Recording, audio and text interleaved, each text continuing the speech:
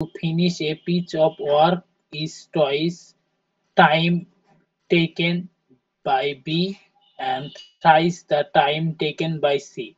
If all three of them work together, it takes them 2 days to complete the entire work.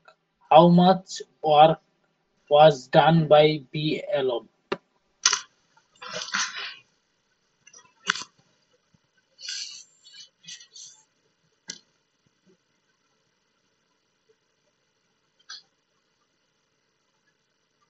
ওকে, বলছে time taken by B A by A to finish a piece of work is twice. মানে আমরা যদি A B দেখি, A B এবং C লিখি, ঠিক আছে, তাহলে এ কি করেছে, A finish a work, time taken by A to finish a piece of work is twice the time taken by B. তাহলে কি বলেছে যে বি এর চেয়ে এর টাইম বেশি লেগেছে, ঠিক আছে। আমরা যদি এ কে ধরি 6, তাহলে বি এর লাগবে 3। তারপর বলেছে and thrice the time taken by C, মানে এই এ এর সঙ্গে সি এর পরের রিলেশনটা কি, প্রথম রিলেশনটা হলো এ এর সঙ্গে বি, পরের রিলেশনটা হলো কি এ এর সঙ্গে 3, ঠিক আছে। তাহলে 6 3, তারপর কি বলো তো, 3 thrice the time taken C।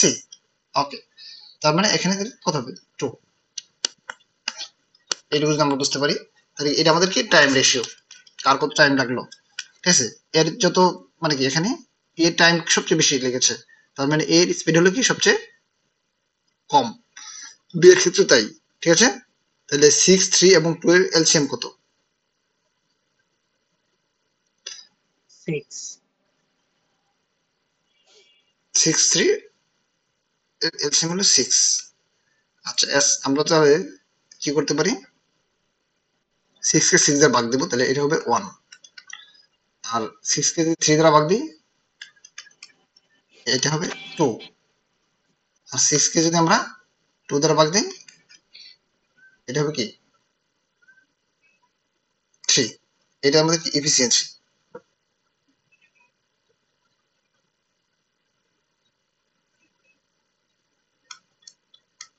Speed. তাহলে আমাদের একক সময় কাজ কত ইউনিট হয়েছে, একক সময় 6 ইউনিট। 1 2 3 এর লসাগু কত 6, এবার 6 ইউনিট হয়েছে।